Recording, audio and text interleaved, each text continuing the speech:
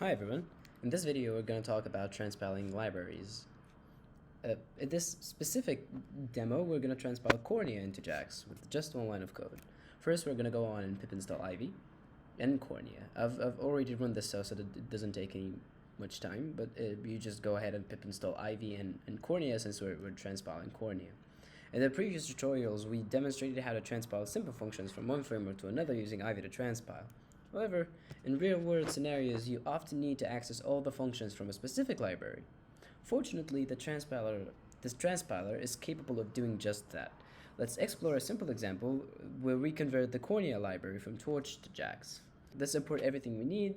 Let's import Ivy, Cornea, requests, because we're going to go get an image from the internet, and JAX, because that's the target framework that we're going to transpile the library to, NumPy, so that we can manipulate the resultant tensor, and Python imaging library to view the image. Now we can transpile the library to JAX. Since it's not practical to specify the arguments for every single function inside the library, we'll just transpile it lazily. JAX Cornea is equal to Ivy to transpile Cornea, and the source is Torch, the target framework is JAX. Okay, now let's load a sample image and convert it to the format expected by Cornea. Let's keep in mind that even though the operations will be performed in JAX, the transpiler traces a computational graph. So we still need to use Cornea's data format. The URL, we're going to import this image. Okay, we're going to open the image. It's a picture of a zebra. Now that we have our sample image, we can easily call any Cornea function on our transpile using our transpile version of the library, JAX Cornea. As expected, both the inputs and the outputs of the function are JAX array instances. Okay, that's the type of the output. Let's see the type of the input, type of image.